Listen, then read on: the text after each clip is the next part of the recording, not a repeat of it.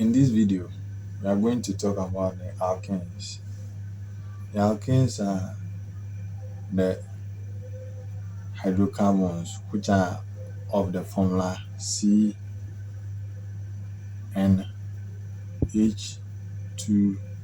plus 2. So you see that each of the successive units differs from each other by this member, which is CH2. So if you see any organic molecule like this, where everything is just carbons which are linked together in a straight chain, then you are talking about alkanes. So for example, if you see this, then this is the normal pentane because it is 5 carbons, 1, 2, 3, 4, 5. So it is pentane. So now let's talk about how to name alkanes. So, but before then, in naming alkanes, there are some special common names that we must take notice of. For example, if you have a carbon which is bonded to hydrogen on one side and bonded to a CH3 and also linked to a CH3, then bonded to a certain straight chain or any other compound, then this is a substituent that is known as the isopropyl substituent. Then we also have this substituent known as the sec-butyl. So that one is CH3,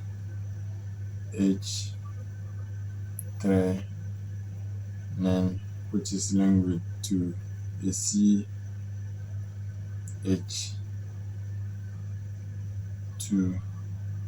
and that is also linked to a CH, and then you have a substituent which is a CH3 here. With this CH linked to a certain molecule, then this is a substituent that is known as the sec-butyl substituent. You have the tet-butyl. So you have a C linked to CH3. All aspects of the sec-butyl has been substituted with, and with this linked to a certain organic molecule, then you are talking about the tet-butyl. So now, from carbon number 1 is the methane group, so it is the met, which is a prefix. Then carbon number 2 is an et. Then 3 is propyl. Then 4 is a butyl. Then 5 is a pentyl. Then 6 is a hexyl. 7 is a heptyl. 8 is octyl. Then 9 is a nonyl. Then 10 is decyl. 11 is undecane, which is undecyl. So 11 is undecyl. Then 12 is the duodecyl. And then it continues up to 20. 20 is icosane. So it is spelled like this, icosal. So if the parent chain ends with an alkane, then you just add ane at the last. So this is methyl and ethyl. So for example, if it ends with a 3 carbon chain is an alkane, then you remove the YRL and then you add ane. So in the case of the 3, it will be a propane. Then for example, in the case of 8. 8 is octal, so remove YIL and add ANE, so it will be octane. Then, for example, carbon number 20, 20 carbons in which are straight chain alkene. Then you remove YIL, so here will be icosane. Icosane. Let me spell it again. Icosane. Assuming we have an alkene of this form, what will be the name of the alkene? The first thing in naming this alkene is to identify the parent chain.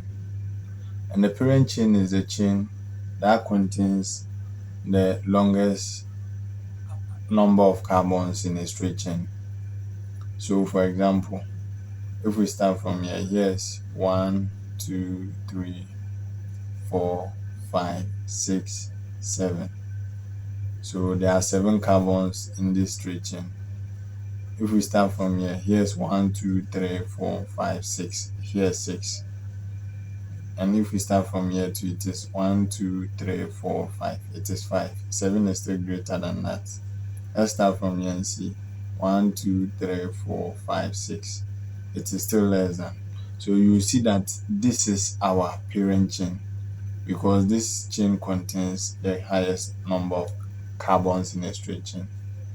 Then, having identified the parent chain, the next thing is to assign the substituent by the proper labeling. Now, what we do is that you need to start from a place where then you get smaller digits for the substituent numbers. So, for example, if we start from here, it is 1, 2, 3. The first substituent is on carbon number 3. And if we start from here too, it is 1, 2, 3. The first substituent is also on carbon number 3. But since here it has 2 methyl groups as substituent, then we will give precedence to this place. And therefore, we are going to start from here. So this is 1, 2, and 3. So that means we have 3 dimethyl. So we have 3 dimethyl. And then we also have a 4 methyl. And then we also have a 5 methyl on carbon number 5. So since it is 7 carbons, then we are talking about heptane. So we can then join the names together. So this is going to give us 3, 4, 5. That the number of methyls are 4. So since they are 4, we name them as tetra. So 3, 4, 5 tetra methyl heptane. So the name is 3, 4, 5 tetramethyl heptane. So how do you name this alkane? The first thing is to identify the parent chain. And if we start from here, it is, let's start and count this chain. It's 1, 2, 3, 4, 5, 6, 7, 8, 9, 10. If we start from here, it's 1, 2, 3, 4, 5, 6, 7, 8, 9. And yes, 1, 2, 3, 4, 5, 6, 7, 8. So we can see that the longest chain is this chain, which is 1, 2, 3, 4, 5, 6, 7, 8, 9, 10. So here's carbon number 1, carbon number 2, 3, 4, 5, 6, 7, 8, 9, 10. Let's start from the reverse. 1, 2, 3, 4, 5, 6. So you see that if we start from here, the substituent is on carbon number 6. But if we start from here, the substituent is on carbon number 5. Always, we need to start from a place where the carbon bearing the substituent are the least. And therefore, starting from here is the right procedure. So now, we know that we have a substituent on carbon number 5. However, let's name this substituent. You see that on the common names that you see that on the special names that we didn't have any special name for this kind of substituent. So we will name this as a substituent on a substituent. So you see that there is a propyl group at this part, and then there is an ethyl group at this part. And then starting from here, this is carbon number 1, carbon number 2, and carbon number 3. So this ethyl group is joined to this propyl group on carbon number 1. And therefore, if we are supposed to name the substituent alone, it is 1 ethyl propyl. So it is called substituent on a substituent. And therefore, this is 1 ethyl propyl. Anytime you have a substituent on a substituent, you put it in brackets in the name. However, this whole substituent is on carbon number 5. So it is 5, 1 ethyl propyl. Then the number of straight chain carbons are 10. So since they are 10, then it is decaying. So this alkane is 5, 1 ethyl propyl decane. So let's name this alkane. So the first thing is identify the parent chain. So let's start from here. Here's 1, 2, 3, 4, 5, 6, 7, 8, 9, 10. If we start from here to get 1, 2, 3, 4, 5, 6, 7, 8, it's less than 10. If we start from here, 1, 2, 3, 4, 5, 6, 7, 8, it's also less than 10. 1, 2, 3, 4, 5, 6, 7, 8, 9, still less than 10.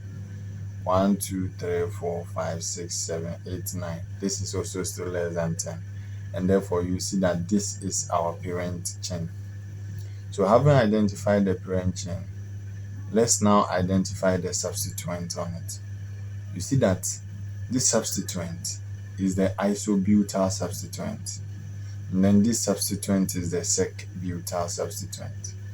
So let's label them. 1, 2, 3, 4, 5, 6, 7, 8, 9, 10.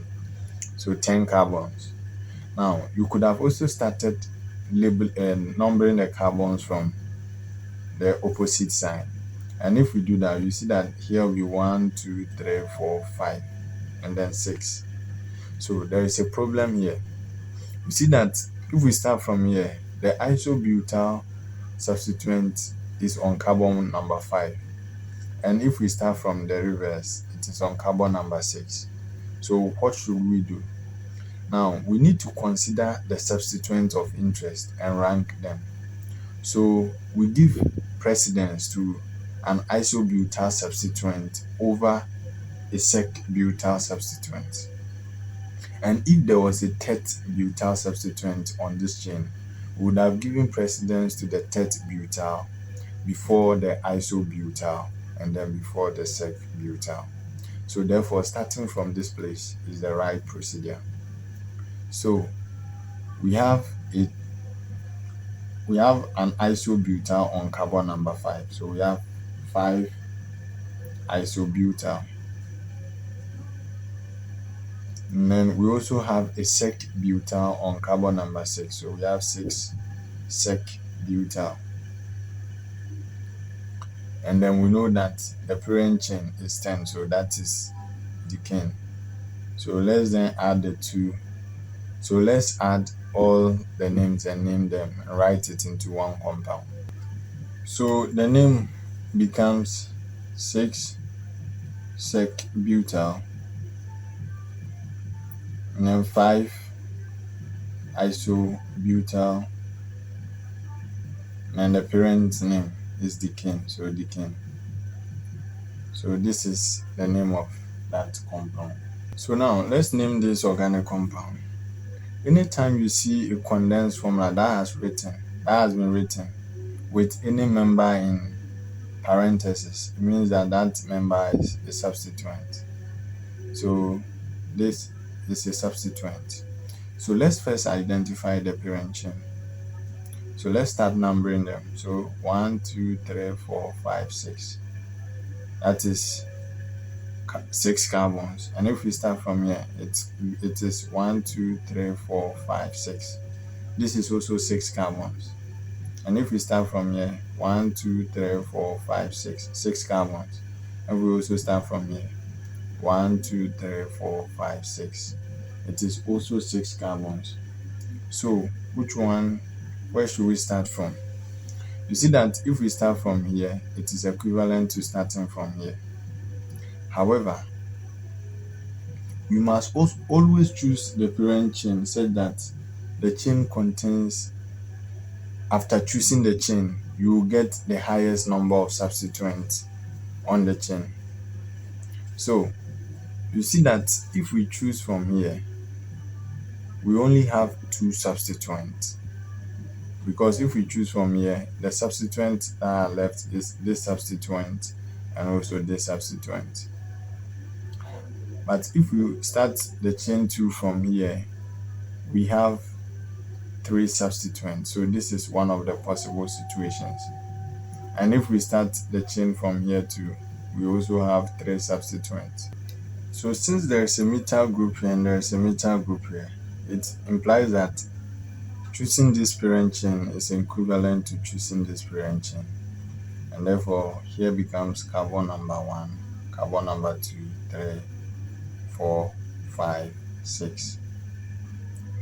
You see that we could also start from this side. So this becomes 1, 2, 3, 4, 5, 6. However, if we start from this side, you see that the substituent becomes 2, 4, 5 compared to 2, 3, 5. 2, 3, 5 is better than 2, 4, 5. And therefore, starting from this side is the ideal thing to do. So therefore, here's a methyl. So we have a methyl on carbon number 5. On carbon number 2. So we have a methyl on carbon number 2, which is a 2-methyl. And then we also have a methyl on carbon number 5, so 5-methyl. Then we have an ethyl. This is a ethyl substituent on carbon number 3. So we have a 3-ethyl. Then we know that the number of carbons in the straight chain are 6. So since there are 6, then we are talking about hexane. However, in writing it, we need to give precedence to the substituent with that comes first in alphabetical order. So therefore, this becomes a 3-ethyl. Then we have 2,5-dimethyl hexane. So that is the name of this compound.